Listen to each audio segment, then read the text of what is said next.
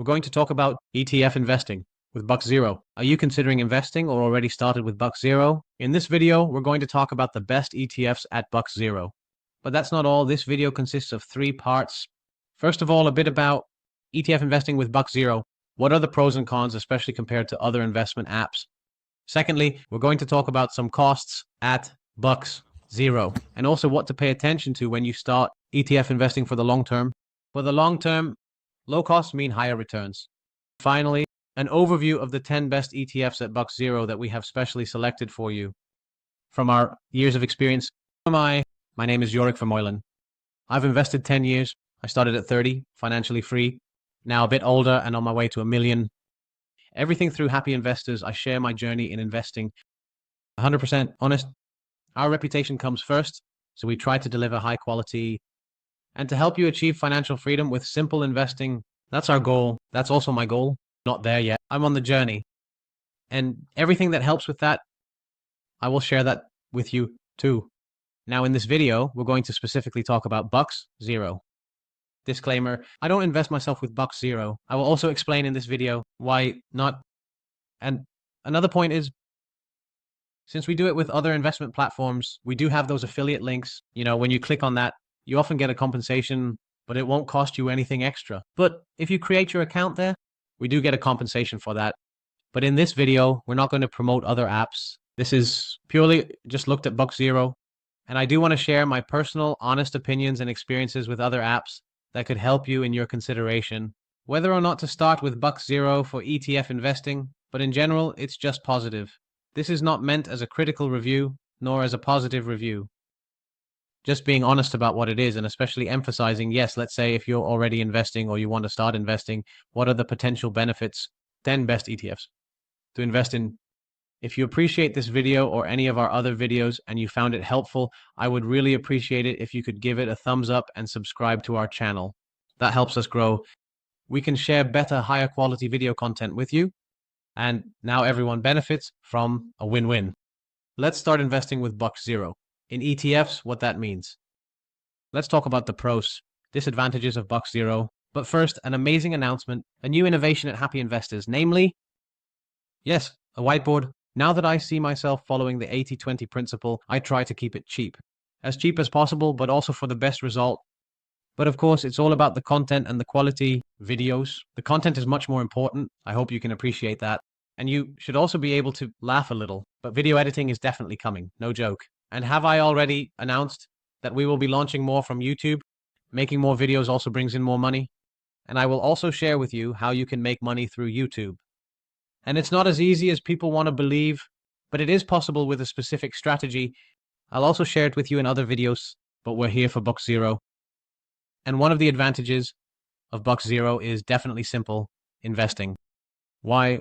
Yes, they just try to keep it as simple as possible. And that's their strategy. And they do that really well. I have to say, they also try to be as cheap as possible, but there is some pressure to keep it going. And that is the second advantage. That is BUX Zero is relatively cheap. There are ways to invest for free without transaction fees at BUX Zero, but you do need to pay attention to the fine print. And there is also something very important about this bit of cheapness. Namely, every year you do end up spending a few euros, so they are no longer the cheapest. This is a change in their policy compared to a few years ago. I haven't followed BUX Zero every year, but they are definitely not as cheap anymore. If you were to think, finally, the third advantage, and that is small amounts. You can start with relatively very small amounts, investing with BUX Zero. Not necessarily that this is the best way, because with other investment platforms, you can also invest with small amounts. However, there is a big advantage. BUX Zero actually offers fractional shares, and the fractional shares are basically just half of a share or a tenth of a share. And with that, BUX Zero is launching innovative applications, and they actually lean a bit more towards eToro, I think. But eToro is really many steps ahead in terms of innovation. eToro also has its own big pros and cons, depending on where you live, how you are as an investor. In any case, BUX Zero, I think it's simple and cheap, and specifically, these advantages are very much is available for true beginner investors, those who want to keep it as simple as possible. For example, with ETFs, we're going to talk about that in this video soon, about the best 10 ETFs you could buy at BUX Zero. But first, let's talk a bit about the downsides and the costs. Just a quick note about the downsides before we start talking about the costs and the rates at BUX Zero for ETF investing. Now, one of the downsides with FAR is limited. The offering is limited. That means they have relatively few ETFs and relatively few stocks compared to other investment platforms. Is that a problem? If you want to invest simply and passively in ETFs, no problem. We're going to talk about that too. 10 ETFs with which you can invest well for the long term. But if you're a more advanced investor who, for example, wants to invest more in stocks, then BUX Zero is indeed a problem. Too little stock availability is frustrating, I can assure you. If you want to buy a specific stock and you're going to fill in that little clicker on your investment app, I call it a bit of an alphabet, and you can't buy it. That's not fun. Specifically, the popular stocks are available at BUX Zero, but still a lot of relatively smaller stocks, well, not really. And it just so happens that advanced investors often find the biggest opportunities in those undiscovered, small growth stocks that haven't really been picked up by the market yet. That's also something we specialize in at Happy Investors. We try to find growth stocks not known with little coverage, as the potential big opportunities lie there. Well known, but still very little coverage from analysts, because that's where the potential big opportunities lie, but also potential larger risks. A second downside to BUX Zero is also somewhat limited, namely a limited number of tools and analytics. As an advanced investor, you do need a number of tools, which you can also purchase, but we also have our own. The platforms we are involved with cost money. Every year we spend more than 7,000 euros on these platforms. Every year again? Yes, that's not for every investor, of course. To pay for, well, there are advanced investment apps or larger platforms, which also makes it more complex, I must say. But that's more suitable for the advanced investor. And an example in the Netherlands is Maxim, or internationally, you have internet brokers, which are platforms where you get many more tools at your disposal. So that's definitely a disadvantage of BUX Zero. Then comes the third disadvantage, and that is it, I think, a very big disadvantage, especially for beginner investors. BUX Zero is only app only. So they only have an investment app. If you want to invest through your desktop, you can't do that via your laptop. Why is that a disadvantage? Well, the best investment app on your mobile is not an investment app. It's that simple. It's best not to have an investment app on your mobile. Why? That triggers you to start trading, and actually you can log in within a few taps. If things are going badly and you're in a bad mood, you don't want to trade, then you really have to resist yourself from taking action. You should definitely not sell when you're driven by emotion. And having an investment app on your mobile, it works the other way around. That way you'll end up trading a lot more. Believe me, the best investment app is no investment app mobile, and I think that's a very big disadvantage of BUX Zero.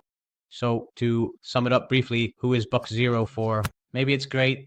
I think it's for the really pure, simple beginner investor who wants to invest cheaply in maybe 1 or 3 ETFs and do that in an automated way. Keep costs as low as possible. You should actually just get rid of that app from your phone right away, if only that were possible. But try not to look at it as much as possible. It's that simple, and you move on with your life. Then BUX Zero is actually very suitable. Cheap, long-term, passive, and log in as little as possible. That's it. Now let's take a look at the costs and also the hidden costs that you have investing in ETFs through BUX Zero. Whenever you want, you can start investing in ETFs, and also for the long term. You really need to keep a close eye on what the costs are. Simply put, you have costs when purchasing the ETF, but also when holding on to the ETF. Now, we're both going to take a look at that. You can easily go to the BUX Zero website yourself. There you will always find the most up-to-date overview of the costs. Moreover, I haven't mentioned it yet, but it's also quite natural. One advantage is that they invest your money under deposit guarantee. And maybe data protection isn't even there. Not important. Moreover, they also offer a bit of interest compensation for the money you have as a savings deposit. Are at BUX Zero what you haven't invested in yet. You'll also find all sorts of things with popular stocks and all that kind of stuff. But ignore that. If you want to invest in ETFs, keep it as simple as possible. By going through the rates, you just go to the section Rates. You go directly to the rates page on the website, and you can see they are promoting investments. Now, here is an important disclaimer. So the investment plan is basically automatic investing in a plan of your choice. So that can be a composition of stocks, a composition of ETFs, that kind of stuff. Only all our orders are executed as a zero order. A zero order is a marketing name for BUX Zero, where they actually call their order a zero order. Pretty smart. So you actually have no commission cost per purchase. Well, that's really good. But you do see that you can only execute a maximum of 3 zero orders per month. For example, you can add ETFs with BUX Zero, so you end up paying very quickly. After more than 3 transactions per month, the market order or the limit order, those are the costs. You can find them here. And that €1 or that €2, that's comparable to other platforms. Like, for example, DeGiro, Maxim can sometimes be a bit higher. eToro is sometimes cheaper. But at the bottom of the ships, it doesn't make a diff. And the investment plan sounds really great. It's also simple and automatic investing. You see it, but 3 zero orders per month. So let's say you have an investment plan where, for example, 20. If you have assets in there, then you end up with 17 times transaction costs. And then it suddenly becomes a lot. You have that, for example, with a stock portfolio. But if you keep it really simple, for example, 1 to a maximum of 3 ETFs, then you'll always be under the maximum of the zero orders. Because he only buys an ETF once or 3 times a month, so then you definitely have no transaction costs. Very important that many people forget that there are also conversion costs. While you have euros and you buy something in the bollards, you pay currency costs. And those currency costs are around 0.25% with most brokers. Some brokers like eToro, for example, have this higher. Pay close attention to that because these are kind of hidden costs that you don't easily see in your transaction overview, but they can simply cost a lot of money. So how do you handle it? You buy 1 to 3 ETFs per month maximum and buys them all in the euro currency. That means you have to buy them on the European Stock Exchange. Well, what has changed in the meantime is, and I don't remember exactly when, but in the past, BUX Zero had a lower service fee, as far as I can remember. That has now been raised to about €3 per month. Is that really that bad? A lot. Well, yes, 12 times 3 is €36, which you pay every month or every year. Am I being really silly and I'm going to walk and screw around? Then I say yes. Let's say you're going to Giro. And if you buy one ETF that falls under the core selection of Giro, then you only pay €1 per transaction. If you buy a European ETF at Giro, then you also don't have those currency costs. The same at BUX Zero. And the only thing you have left at Giro is an annual exchange fee, which is €2.50 per exchange you are connected to. But because you only buy one ETF, you're only active on one exchange. I use Giro as an example because I invest there myself, but you have to know what to do. I call it nitpicking because if you invest in an ETF, Giro costs about €15 annually. A lot of people do, but investing in an ETF, then Giro only costs about €15 a year, rounded up. And with BUX Zero, if you without transaction costs, then you do have that €36. So is that actually double? So expensive. I could also say 100% more expensive, but what is it? It's just for convenience. €20 per year. I don't think you should let your choice depend on €20 a year. So let's make that clear. Now, so these costs are important to keep an eye on, and mainly the amount of transaction costs that you incur. So keep that in mind. My investment plan, I just explained how you can keep the cost as low as possible in a very simple way. And more importantly, that also gives you a simpler portfolio, namely just with 1 to 3 ETFs. Finally, when you buy ETFs, you also have spread costs. We don't find that here, but those costs are definitely there. Also, pay attention to fractional buying and selling, only done through market orders. So fractional buying and selling are always paid at €2. What does that mean? In an investment plan, as far as I know, if you have those fractional purchases, so you buy a share that is, for example, €100, but your investment plan is set to €50 per month, then you are definitely buying through fractional shares and you will always lose that €2. Make sure to keep in mind that you are buying whole shares, not according to the fractional shares. And It stays under 3.0 euros per month. Yes, then it's all super cheap. Well, finally, there's one last cost item, and that's for the ETF itself. In a moment, I'll show you the 10 best ETFs. And all these ETFs have annual costs 0.25%. Some are a bit cheaper, some are a bit more expensive, like 0.15%. And these ETFs, they have management, and they take minimal actions, but that fund is not free. They also have to pay costs, so they also want to make a profit. So they charge annual fees, and these costs are important to keep in mind, especially for the long term. Investors, the lower the costs, the higher your net return in the long term. Finally, where do you find the overview of ETFs at BUX Zero? Well, you go to BUX Zero, and actually at the bottom of the page, there you will find ETFs on BUX Zero. If you click on it, it will take you to this page. It's all there. Explanation. But you go down to chapter 4, our ETFs, and here you will find the overview of all the ETFs. Now, I don't have a BUX Zero account myself, so you might be thinking, yeah, Jork, how can you tell what the best ETFs are? Well, it's very simple. I've been investing for over 10 years, and many of these ETFs here are just basically standard ETFs. You can find these ETFs everywhere on all platforms, so I don't care whether I'm investing with Giro, BUX Zero, eToro, or Maxim. Yes, they are the same ETFs, and the content of the ETF doesn't change depending on your investment platform. The investment platform is simply a tool or means to buy the ETF. So that is completely separate from my knowledge and expertise in ETF investing, where I can definitely provide you with good information. Now we'll see that to 10 ETFs. So now here are 10 of the best ETFs you can buy at BUX Zero. First important thing, this ranking of the video is from low to high risk. That means we first start with the more low-risk ETFs, a slightly safer profile, but not 100% safe. Finally, we move on to the more risky ETFs, in case you're looking for a potentially higher return. What's more important with the low-risk ETFs is that they are generally passive. Investing might just be the best way. With the high-risk theme ETFs, you might want to trade a bit more actively.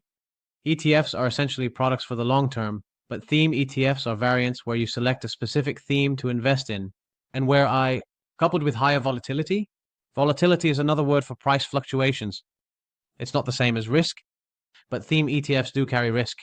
Diversification, about within the theme in the stocks. But often it comes down to a handful of stocks, so a select number, which causes the fluctuations to be intense, and those intense fluctuations, you can benefit more from that. As a closing, just one last remark, before we take a look at the top 10 ETFs at BUX Zero. I already mentioned I invest myself with Giro, and also another platform, Interactive Brokers, with a business capital. It's not investing for business is much better now, it's just it has evolved that way. And I'm going to use that money reserving for investing in companies, not stocks, but private companies. So I've already made an investment in a Dutch startup for software for real estate. And there will be more of those kinds of investments to come. So that's the reason for that. I started my Giro account a long time ago. I don't know exactly when. And I currently only have one ETF in my portfolio, namely that of Crane Shares, China, ETF. Do you want to know why?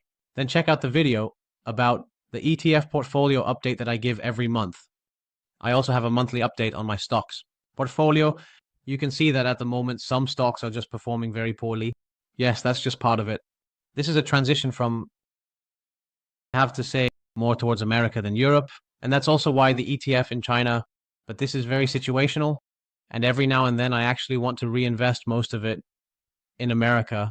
And I'm just a bit waiting for some better entry prices. That's something important that we're not discussing right now.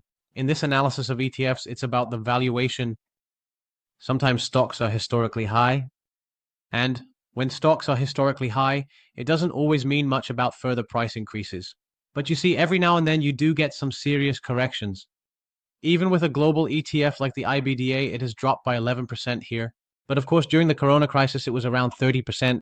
And if you zoom out further, the IBDA doesn't have much history from the financial crisis. But then you'll see that too. An ETF can drop by 50% during, for example, a massive crash. I'm not saying that it's coming specifically for this year or anything like that. Overall, valuations are relatively high. You can see that in the price to earnings ratio in combination with future growth, and it's actually not that shocking. The higher those valuations, the higher the chance of, let's say, a lower return or a short-term market or Rexy. It's actually that simple. I'll say a bit more about that in a moment. We're going to talk about 10 ETFs from lower to higher risk. We've gone through the whole list here. I have mentioned it before. Most ETFs are just the same, just like with any other broker. So in terms of content, it doesn't really matter that much. Follow our channel, Happy Investors. Subscribe if you want to receive an update every month about our investment portfolio. And now we're going to talk about the first global ETF because we're starting with lower risk. Now, you have two global ETFs, or rather, 3 or 4 even, with or without dividends. But basically, it doesn't really matter that much. It's about which one offers the potential for the highest return in the long run. You can do it, buy or choose from multiple funds. And two of those, the most well-known is the Issuers World ETF with the ticker IBDA. The second one is the Vanguard All World ETF with the ticker WWRL. There are also variants of this. For example, you also have the VWCE as a sticker. That's also the Vanguard All World. The difference is that the VWRL pays out dividends and the VWCE does not. With iShares, the IBDA ticker, it doesn't pay out any dividends anyway. So what happens then? That dividend is automatically reinvested in the fund, which makes it rise in value more quickly. Of course, if you receive dividends, you also have to pay a portion of dividend tax and things like that. But then you do have a bit more certainty.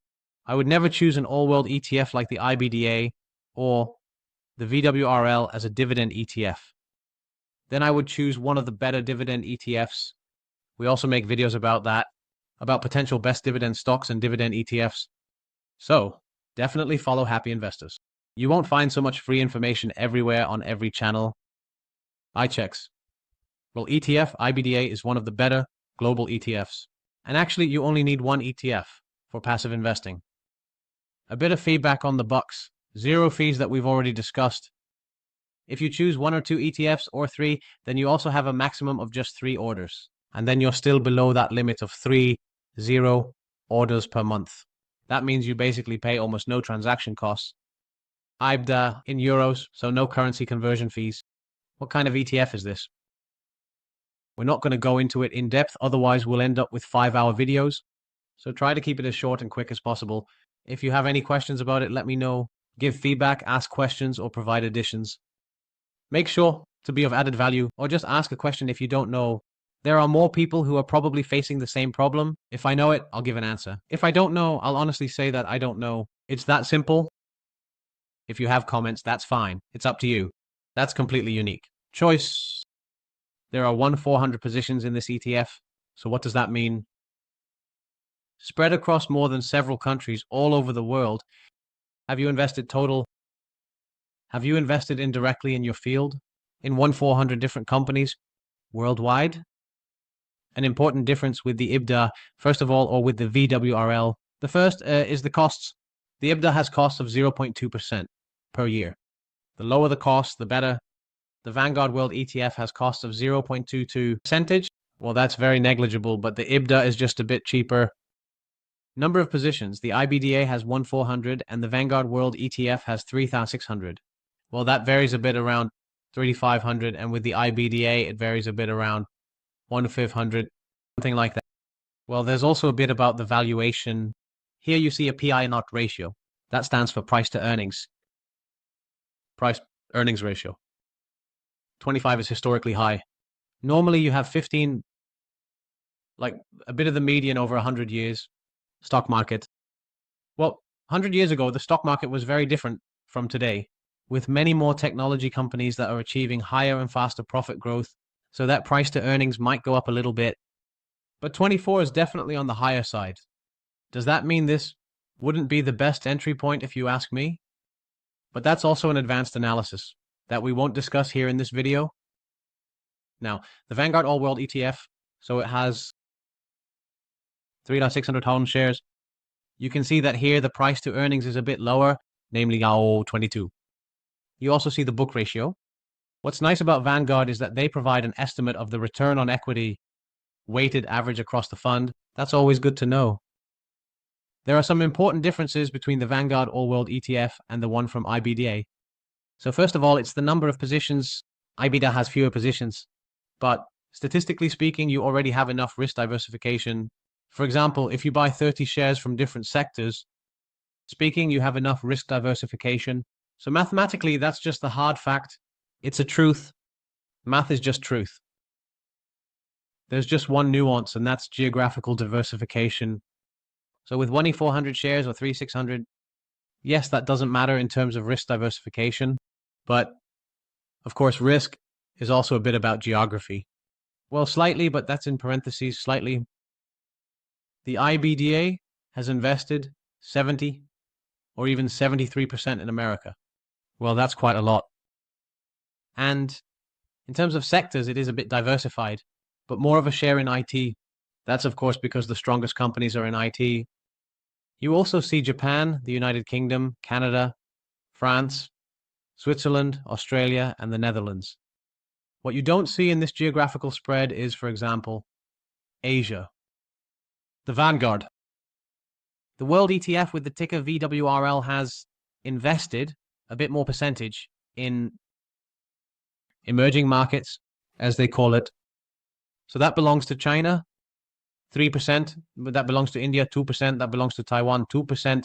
It's not a whole lot more, but it's at least a little bit more diversification in emerging markets. Does that matter statistically? Lovely. No idea. Does that matter to you? Maybe a simple solution is always to realize, for example, you invest in the IBDA or the WWRL, and you combine that with an emerging market ETF, which is specifically focused on China, or better yet, Asia, so China, India, that sort of thing. Then you've combined both. Another aspect regarding useful risk diversification. So we've already talked about the difference between 1,000 or 3,000 shares, which actually doesn't make much of a difference anymore. We have talked about geographical diversification. Here it might still be useful to add a bit of risk diversification by using an emerging market ETF. And a third way to spread your risk is that these funds, IBDA and VWRL, mainly consist of large cap stocks. Large cap stocks are simply companies with large market capitalizations. The same goes for the Vanguard World ETF. Here we see, for example, Apple, Nvidia, always the well-known names that are in the top 10. Alphabet, Taiwan. And with the Iberia, you also have almost the same well-known names. But what you won't find here, these funds contain small cap stocks or relatively small publicly traded companies with a market value under 2 billion. And so this is seen as a kind of different risk class. It's also a way of investing, at least the same way of investing, but with a different risk profile. And they can be situationally cheap or expensive compared to large cap stocks. So that's a bit advanced, but maybe too complex for beginners to deal with. Then you need to keep an eye on. So in a global ETF, you could achieve enough returns. Imagine you started in 2014, now 300% return. 10 years later, or 11 years later, you would have had almost a 300% return, or your assets times 4. So every 10,000 euro here was, let's round it up, almost 40,000 euro, also 10 years later. Well, that's a good performance in terms of returns. For the WWRL, it will be a bit lower, but keep in mind that you're not just looking at the past 10 years, we've only been rising, and right now the valuation is relatively high. If you want to know what all that means, those valuations are high, that we had already talked about. The price to earnings ratio that we see here, if you want to know what that means, relatively high, then follow our other analysis. Then we'll dive deeper into those ETFs. But we'll stop here for the Vanguard or the IHS World ETF.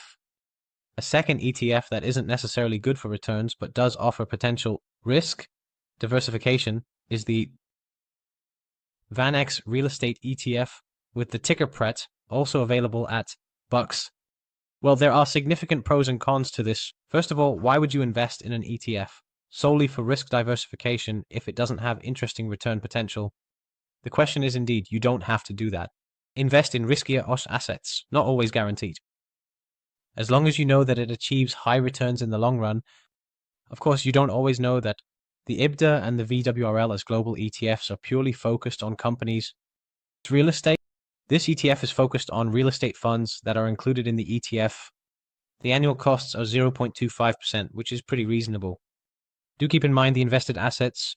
288 million sounds like a lot, but it's not extremely much. Liquid enough for smaller beginner investors, but are you a larger investor? Yes, and there is a panic sell. It may take a while before you can sell your stock positions. The number of positions in the fund is exactly 10. These are all real estate funds. And yet, actually, a major downside is the return profile. But first, what is included in this fund, for example, these are all what they call real estate funds, or in Dutch, vastgoedfondsen, prologues. Known ones like Real Income, Simon and Properties, which are also very large international real estate funds. VC Properties, one of my favorites right now for dividend investing. High dividend 6%, which also offers price potential. But with this ETF, you don't have to worry about that. You simply have a bundle of real estate funds. Why would you want to do this? Because of the return profile. But then there's the dividend, namely the 12-month dividend yield that this fund pays out.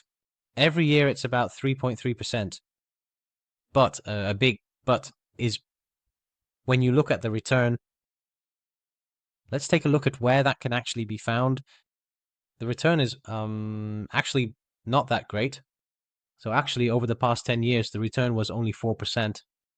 So the introduction of the ETF is 7% only. The introduction was a bit lower, namely in 2011. Look, and then he did go for the long term. I prefer to take a look through my own tool that I use. And you can actually see it. Here is 2015. If you had invested in 2015 at the peak, then are now 10 years later, it's minus 12%. However, there is still the dividend that you receive every year. So every year you receive a 3.3% return dividend, or a bit more or less. So just in terms of price return, you would still be at a loss after all those years. In fact, if you had started in 2015 during the coronavirus crisis, you would have been at minus 34%. So keep in mind that fully diversified ETFs are not necessarily safe. They might be safer or low in risk, but that doesn't mean you can't incur losses. Why do people lose money even when they invest in ETFs? Simple. You've had such an ETF for a very long time. In this case, the trend ETF. And after many years, you think, hey, I would finally be in the plus again after having been in the minus for a long time. And then you see, bam, minus 35%. Yeah, and then you're probably completely done with it. Are you selling at a loss? Minus 35% loss. Yeah, and that's how you lose money. So an ETF is always a long-term investment. What to do? Investment. What to do? Simple. When these stock prices fall, you buy more. The further it drops, especially with something like minus 20 or 30%, you buy a lot more, but only with money that you can afford to lose for the very long term. So, VanEck's real estate ETF with the ticker fund is not really determined. A great ETF, I personally wouldn't invest in it, but it's a really simple way to spread your money with an annual dividend of about 3.5%. Other things you need to know are all in the fact sheet. Also look at the diversification across real estate funds, which stock exchanges are available for purchase, that kind of stuff. But you can go through all those details yourself. Now we're going to look at a more interesting ETF for the long term. Only there are pros and cons to that as well. Now, it's getting more interesting. Watch out, we might take a bit more risk in your mind, but maybe it's not that bad, because it's still an ETF. One of the strongest markets is and remains America. Investing really revolves a lot around America. You can see that in the global ETFs, they have about 70% or 65% in positions in America. It also includes the biggest superpowers. The culture of innovation is really good. I've also said that in my personal portfolio, I have fewer and fewer positions in America, but that has to do with the valuation in the very short term, which I think is a bit on the high side. So I'm reducing risks in that regard, purely geographic risk, but I'm not saying that's a great good choice. Only time will tell. One of the best ETFs, and really one of the best ETFs, is simply investing in the S&P 500. The S&P 500 is an index fund for 500 of the large, strong American companies. These companies only make it into that index if they meet a number of strict criteria based on accounting, but also that they must make a minimum quarterly profit.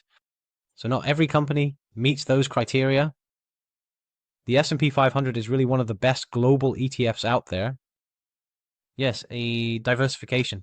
And the only difference, for example, with an IBDA, which was labeled as a global ETF, is that this one is 100% America and the IBDA was 70% in America. That's the big difference. The cost of the entry-level traded ETF, which is available at BUX Zero with the ticker VUSA, is very interesting. Low, namely just 0.07%. So also in terms of costs, the lower the better. And that's a big advantage of Vanguard. They have ETFs with very low costs. There is also no benefit or advantage to promoting Vanguard. This is simply just the S&P 500 ETF that is available at BUX Zero with low costs. And there are indeed 500 stocks in this portfolio. You see the portfolio and you see the price earnings have risen to about 27. That's definitely on the higher side. But you also see that the return on equity is a bit higher. So that means profit growth, which can be interesting. We see here the distribution over a specific type of stock. Large cap stocks, those are larger companies starting from 10 billion. Medium cap starts from 2 billion. And then small cap, you see that there are actually almost no small cap stocks in the S&P 500. We've already talked about the Vanguard World ETF. The most well-known stocks in it are, again, the big names from Apple to Amazon. Well, what's important is, of course, the strategy.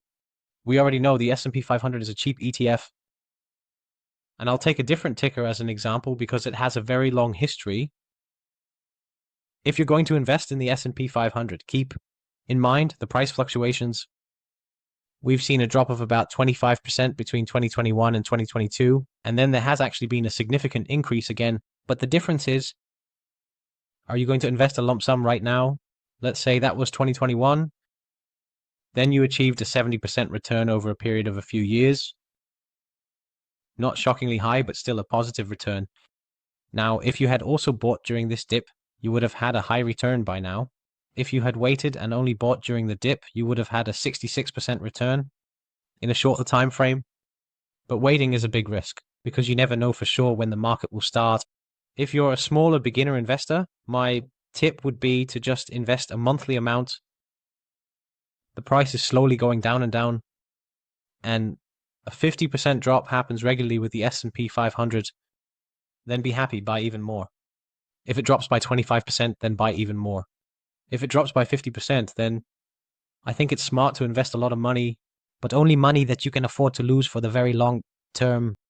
The last time this occurred during the COVID crisis, minus 30%, and then it quickly recovered. But a very important point. When the dot-com crisis happened, and we are not in the same situation. Now, only the valuations are starting to rise. During the dot-com crisis, the valuations were extremely high, while the companies weren't even making a profit. Well, that's definitely less now. The example is, and you need to prepare yourself mentally for it, the year 2000 delivered no returns, all the way up to actually the year 2013. Then you had fully invested at the peak of the market in 2000. 13 years later, you had no returns. Had you actually got up, Keith? For 13 years, inflation eats away at your money. So you're really in the red. So even here in these kinds of situations, you should actually buy during significant and prolonged price drops. And on the chart, everyone thinks, I get this. This makes sense. But the daily reality is that those drops you spend a long time in the red, you start to doubt yourself. And out of frustration, it can happen that you just completely give up. Then you stop with a loss and then you've stepped out of the game. The most important thing is stay in the game. It's a game for the very long term. And you should cheer when there's a big crisis and you're down 50% and you've only just started, because that means you probably have a very long journey ahead of you in investing. As you can see, you can indeed make a profit, and it's a real long-term one too. Keep that in mind. Just buy every time the stock market drops. Buy small pieces. Do you have a lot of money? Yes. Then you need to decide carefully. Do I want to invest a large amount all at once? Or maybe spread it out over a few months, or maybe even more months? But that's a different issue. And not for these ETFs at the BUX Zero. at this moment. So we've discussed that the S&P 500 is a great ETF for long-term investing. Can it get any better? Yes, it can get even better, actually. I'll show you how. And it obviously has its pros and cons, which I'll tell you more about. Okay, we've talked about the S&P 500. We have as taken the SPI as an example. As a spike, because it has a long history, I can see it more easily. Well, 2007. Imagine you're going to invest and you've been through the financial crisis. The ETF has dropped by at least 40% or at least 50%, and you just kept holding on. You didn't buy more during this dip, and all that time you also didn't buy more during any dip. You just kept holding on. It's July 2007, and in 2015, by just holding on for a long time and doing nothing, you could achieve a return of 300%. This is, of course, almost 20 years, but in 20 years' time, your wealth is actually become 4 times. Sounds good, and this return could have been even higher. If you had invested more during the financial crisis, you would have had a return of 7 times. But let's assume 400%. Then you think, okay, nice, a 300% return, 4 times my wealth, fine. Okay, good. Can it get any better? Well, it can get a lot better. You should see investing as a way to try to catch the best winners. And mathematically speaking, let's say you buy 20 shares. 19 of those are going to lose 100%. So you end up with €0. You lose all your money, but there just needs to be one winner in there. That one could go 100 times, 200 times, or even 1,000 times. And mathematically speaking, you can't lose if you have one winner out of those 20. But statistically speaking, this is just a pure truth. In reality, it's really hard to pick out the winner and then also to hold on for all those years. But that's a different story. Not everyone is able to do it, but very few people can pick out the winners. There's also a big dose of luck involved. So what you can do is bundle them up, buying potentially great stocks. And you do that with an ETF. Well, a great ETF. It's just the NASDAQ 100 ETF. That's actually the American, but 100 technology stocks that are in there. And why technology? Because the business model of technology companies is just superior. Coca-Cola has to, I don't know, invest millions into billions in distribution centers. And they can simply only achieve a certain return on equity, and then 15% might already be on the high side. But technology companies create one product, and they can distribute it super scalable all over the world to a lot of customers. And yes, that allows them to achieve a very high profit margin and a high return on equity. So return on equity or return on invested capital. So technology, stocks are superior in business models. There are some other companies that have really good business models, but technology stocks definitely do. It's just super hard to pick out the winners.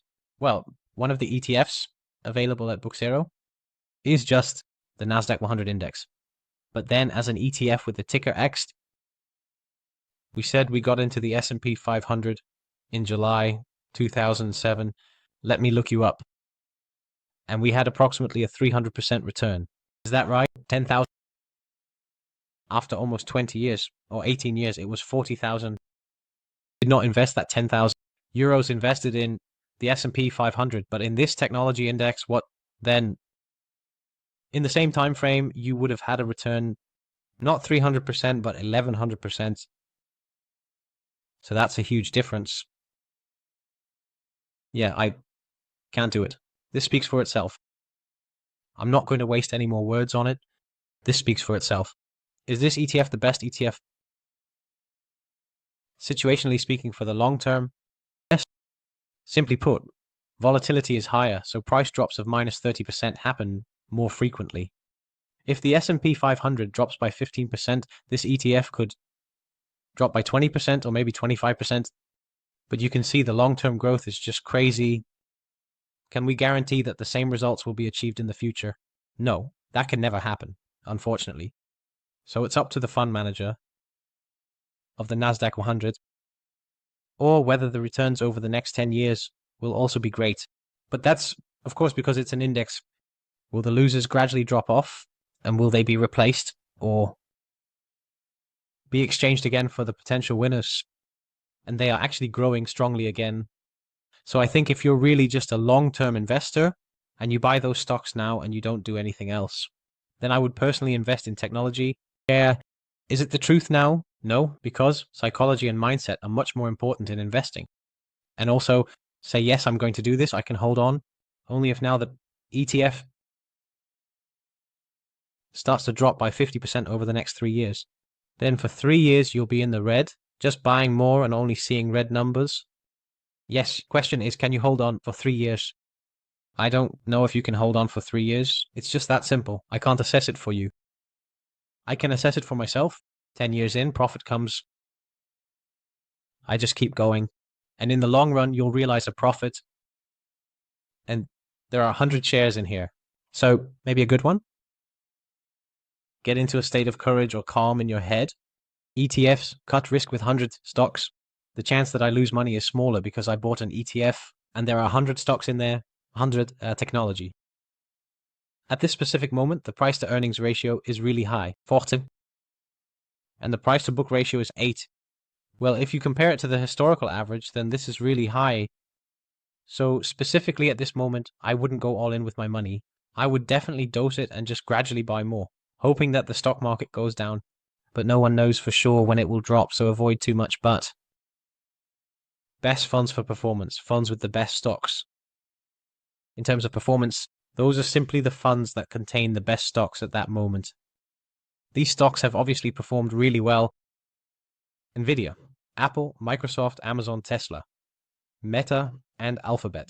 They belong to the Magnificent Seven, or the 7 amazing companies of this moment. And they all make up a percentage of this fund, so 8% is the most. And Netflix in this case is 2.5%. And then there are still, yes, 90 other stocks with a lower percentage.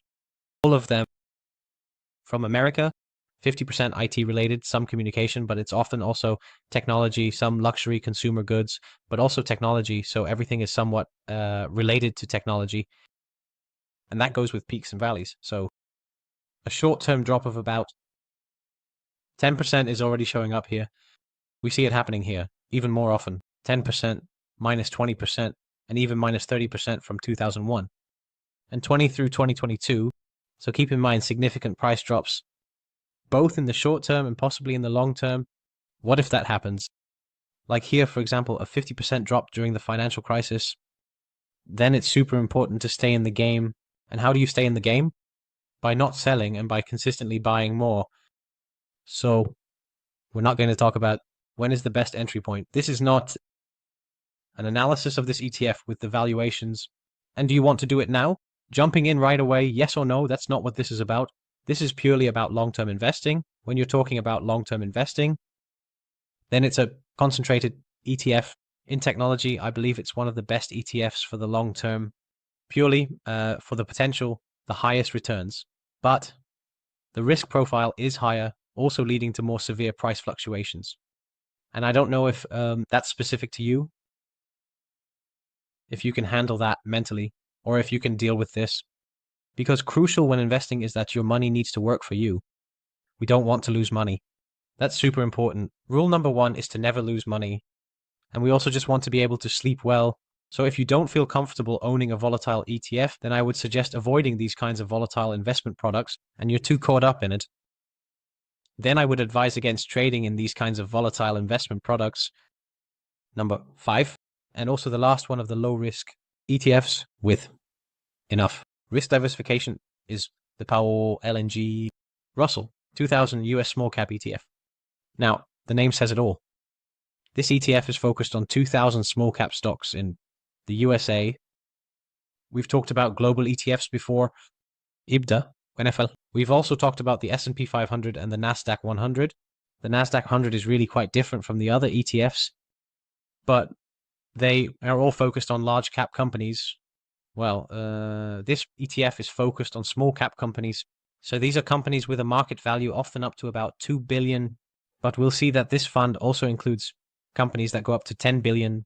So actually, strictly speaking, mid-cap stocks, the US, small cap stocks actually provide a direct risk diversification in terms of different follow the companies. So the large cap ETFs are simply focused on larger companies, and these are relatively smaller companies. There are indeed 2,000. So yes, the individual risk is completely mitigated. There are a few important ones, points of attention. First of all, the fund size of this ETF isn't that large. Only 200 million means limited liquidity. That wouldn't be too bad for the well-known investors with a few €100 a month, but someone who has a lot of money really needs to think this through. Another point is, of course, the potential return. That's somewhat in line with the SP 500, but sometimes are significantly worse and sometimes are significantly better. So that's why it's fun to play around with the valuation between large cap stocks and small cap stocks. And a pro tip is you mainly see these kinds of differences, for example, with energy companies. For example, large cap energy companies versus a small cap energy ETF. Yes, that difference can be very significant. So sometimes you have what they call relative valuation. One is relatively cheaper or more expensive than the other. That's in relation to each other. So just to clarify, they can both be very expensive, but one can be even more expensive, or they can both be relatively cheap, but one can still be relatively cheaper. So those are interesting things to play around with, but that's definitely something for advanced investors.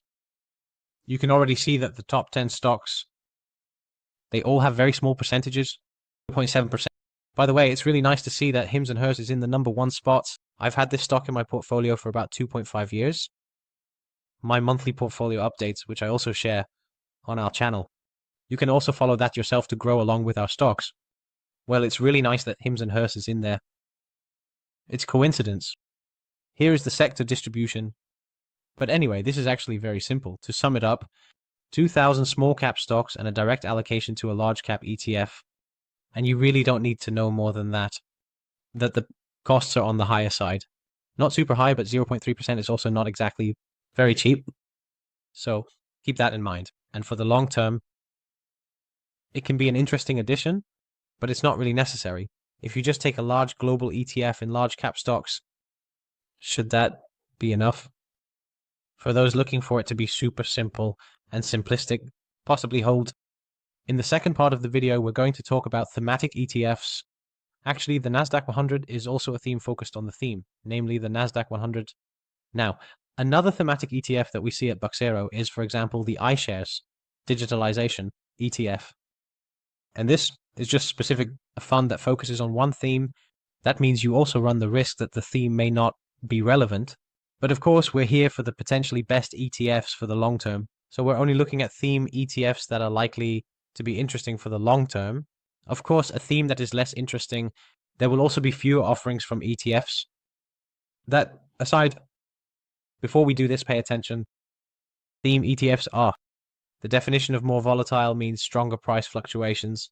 It could also be that it stays in the red and the green for a very long time. And by significantly, I mean down 80% happens more often. Well-known, risky ETFs, like the ARK ETFs, are a great example of that.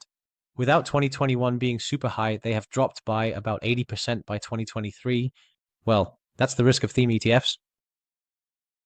Another thing you want to see is that exactly take advantage of those price drops. And for that, we introduce the Happy ETF alerts. Within this service, which is a service in our Happy Investors community, we weekly place buy and sell indicators for over 200 ETFs, all selected for higher quality. So all the ETFs, including in this video, will be included in that. And so we provide buy and sell signals. We also provide a bit of expertise based on our insights in the market. And we provide every month an update of top ETFs to find the best ETFs for the next 6 to 12 months. These buy and sell signals look like this. For example, we see a sell here, then we see a buy, and then we see a second sell. Well, that's probably a combination. And then we combine that with other tools like the MACD, which is clearly negative. So here we want to sell. You see the total drop is minus 21.5%. Then, for a longer period, the ETF starts to stabilize and slowly rise. And when all the indicators are positive, based on technical analysis, a buy signal is coming. And the ETF has further dropped by about 50%. With some thematic ETFs, that effect is even stronger. So for example, the VanEck Semiconductor ETF, we see a greater effect in losses and gains. And for example, the ARK ETF, which I just mentioned, down by more than 60%, and then a short period with a 50% increase. So you don't want to hold on when these thematic ETFs start to drop. This one, the iShares Digitalization ETF, is an example of such a significant drop. Less than 30%. This sell signal is, by the way, a nice example how it doesn't work, because you see a shortened history. This ETF has only been available since 2022, so the model isn't working well enough yet. But here we see two sell signals in a row. And based on the second buy signal, you would want to get in and achieve a 50% return. We see that with other ETFs as well. There, the sell signals are stronger. As you can see here, 3 sell signals in a row. And this ETF has dropped by 40%. And I can show you a lot of ETFs like that. We all follow over 200 ETFs in our list. But that's beside the point. So if you're interested in that, then take a look at our website from the Happy Investors. Does it cost money? No, we stand for relatively affordable prices, namely just €99 per year. So, probably with just one idea, you can already get that money out. And don't forget, you also get access to our community.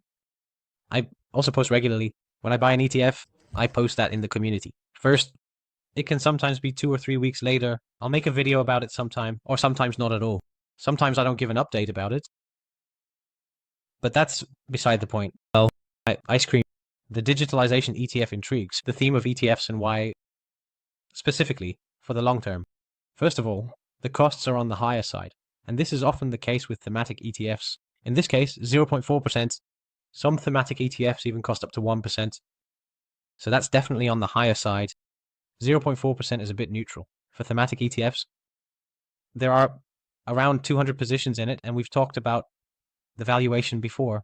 We're not going to talk about the BUX Zero ETFs in this video. Well, what I find interesting is that it's an equal weight ETF. That means that each position gets a relatively lower weighting. So the largest weighting is 3% in Shopify. But for example, Netflix or Block, they all have a somewhat lower weighting. So that reduces the individual risk a bit. So that, for example, Nvidia makes up 20% of the total ETF. If Nvidia drops by 10%, then the ETF drops as well. Pretty strong, so that at least reduces the risk of individual performance. Get more out of it. One downside is, and I'm curious to see how this will develop for this ETF, you actually want to let your winners run. So if you, again, using the example of those 20 stocks you buy in your portfolio, you only want 1 or 2 winners in the very long term, and you'll become a millionaire, and then the rest can all be losers. That doesn't matter. Those 1 or 2 positions are so good that you're already a millionaire. Yes, and you need to have that. So an ETF should also let its winners run. Another interesting ETF theme at BUX Zero is the iShares Automation Robotics with the ticker RBOE. We all know what this is apparently about automation and robotics. And it's always important when buying multiple themes. When it comes to ETFs, it's good to check if there's any overlap. Yes or no. So is the strategy different enough from other ETFs in your portfolio? Otherwise, there's no point in investing in that either. Then you only have duplicate ETFs. The costs are 0.4%. In line with the other ETFs, we see a slightly fewer positions. 150 in total, but still relatively, so it's quite a lot. Here too, you see higher price to earnings ratios, but that's just the story at the moment. Higher valuations, greater chance of corrections. What we often share on our channel is that we need to be a bit cautious at this moment. You can also see that there's a more even distribution here. So the largest position is 4% and the smallest position is 2%. The stocks are also different from, for example, the other ETFs we've seen.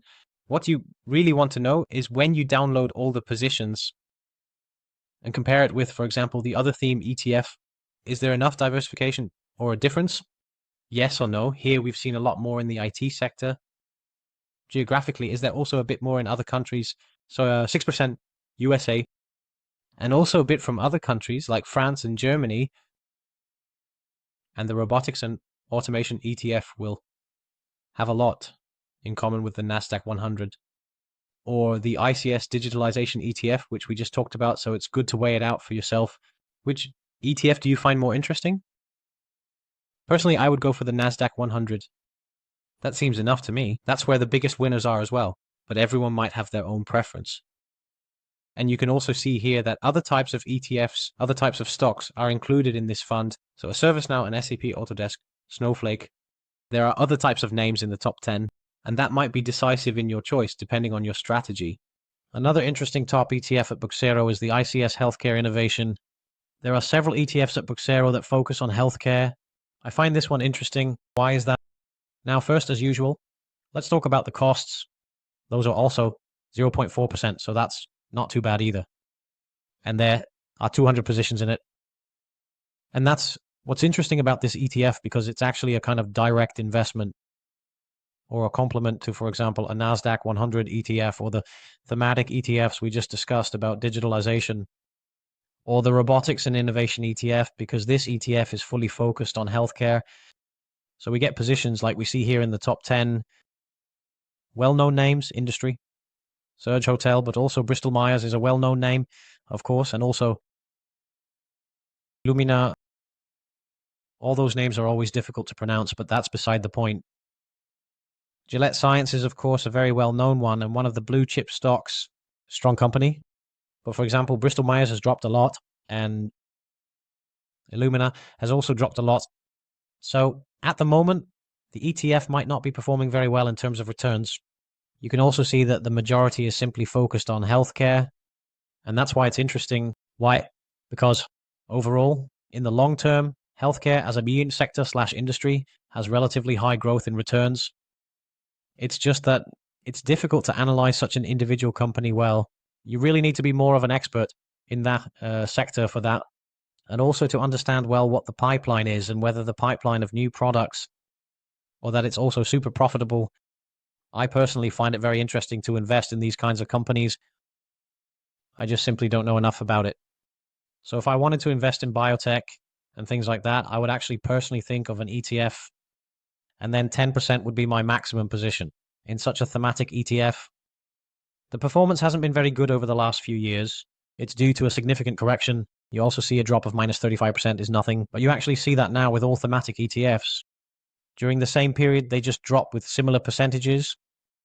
Over a very long term, a realistic average return should be around 8%, maybe a bit higher.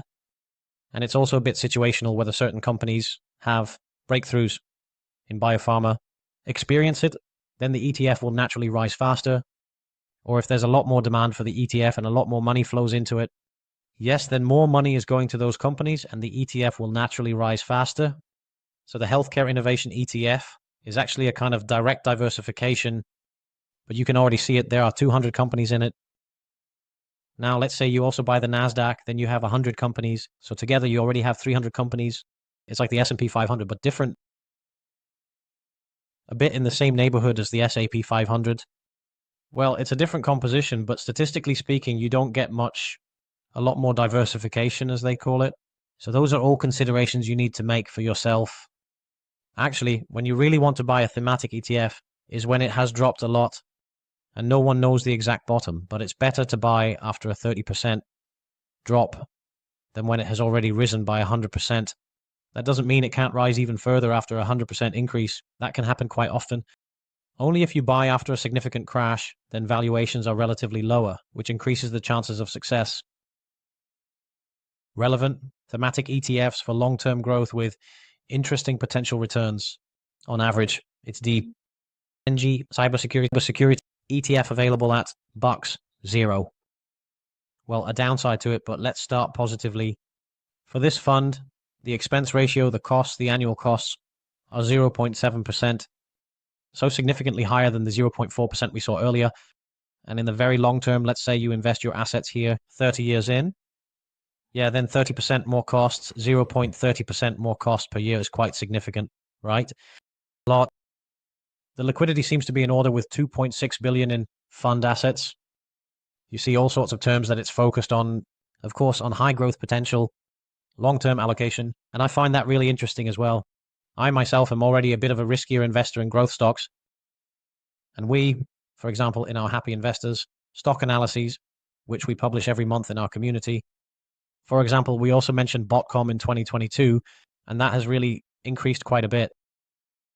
But yes, of course, those are a bit the icing and on the cake. Cloudflare, of course, is a very well-known one. And you can also see that the top 10 has a larger weighting, namely about 60% in total. So that's quite a lot. So the top 10 indeed has a considerable impact on the returns of this fund.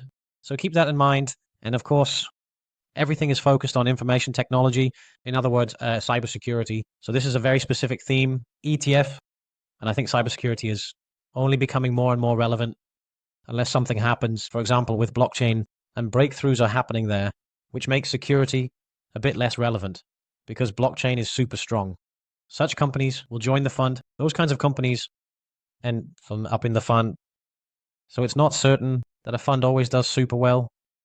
Even though it's long term, it seems simple because, as I said, for example, blockchain can undermine, for example, the Cloudflare that then becomes irrelevant. And this way, multiple companies or even the entire sector in terms of innovation can become irrelevant. They call that disruptive innovation, which makes part of the industry irrelevant. Actually, it's being replaced by another kind of booming business, yeah, and that's, of course, in the long term, that's not favorable, but no one has a crystal ball, so you have to start from somewhere. So, in this case, it's an interesting long-term theme ETF, but be careful, never put 100% of your money into just one theme. Investing in ETFs, always think about a bit of risk diversification. Then, the last of the 10 interesting theme ETFs for the long term at BUX Zero. This was a long afternoon of research and videos, recordings. Can I assure you, and we end with an interesting ETF for the long term, ICS Global Clean Energy, which is performing really poorly at the moment. So, is this a great opportunity or not? I have to say, I've had a position in ICS Global Clean Energy for quite some time, but I've still decided to sell, even though the valuation seems cheap. It's just because of situational factors. For example, a Trump who has been appointed as president. And yes, that doesn't exactly stand for sustainability. So these kinds of companies are under a lot of pressure because of that. But there's also something else going on. Sustainable energy. Not necessarily super profitable without subsidies. So something needs to happen in the sector. And I am a strong advocate for investing sustainably, but it has to deliver returns. That's obviously what you're here for as an investor. So let's make that clear. The total expense ratio is 0.65%. So the costs are also on the higher side for this theme ETF. That's a big downside though. The anti-position is 100, and it's actually just a simple way to invest in a diversified manner in sustainable companies. So that's why the ETF is quite interesting. And the price to earnings ratio has now dropped to even 12.4, and the price to book ratio 1p4. Well, in this video, we talked about the S&P 500 with a price to earnings ratio of 27. We talked about the NASDAQ 100 with a price to earnings ratio above 40. Above 40 is quite high. But those are great companies with high profitability and strong profit growth. And then we see this ETF here with 12.4. Again, in this video, I also shared my portfolio with you, and I showed that you have one ETF at the moment, and that is specifically in the Chinese internet stocks. China has also been heavily punished in the last 3 years, almost completely written off. But those tech companies, they're just amazing, strong companies. Well, the ICIS Global Clean Energy is, thank you, about 100 companies, but not really technology. So tech companies in China are also very profitable. These companies, of course, are a very different kind of companies. Let's take a look at some examples in the top 10 holdings. We see First Solar, which is actually one of the few sustainable companies that is still doing well right now. But we also see Vestas Wind Systems, the wind turbines they make. But are they really sustainable, profitable? That's really the question, I think. And Vestas Energy has indeed been found. Iberdrola, well known. So yes, First Solar is of course quite well known. The question is, can these companies be profitable in the very long term? Yes, that's a question I honestly have, that the answer is also not 100% certain, you know. So there are two ways you can go about it. Either you research all the stocks that are sustainable and only invest in the very best sustainable companies, maybe one or two. That takes time, energy. Or you feel like, well, I'll just buy the bundle when it's low. And you should always buy when people are fearful and not when people are optimistic. A quote from Warren Buffett, as expected, of course. And we see here that the market is fearful regarding ICHS Global Clean Energy. Well, maybe fearful isn't the right word, but you first see that there is a, let's say, we say the momentum was from a nice increase and then suddenly a hype. And in a short time, the ETF had risen by 20 cents. within 2 years. So that's the same times 3. But in the same period, it has simply halved. And even now, it's down 60%. So this is a nice example of a theme, an ETF that sometimes shows that it can also go very badly. And don't forget, this is 2021 and this is 2025.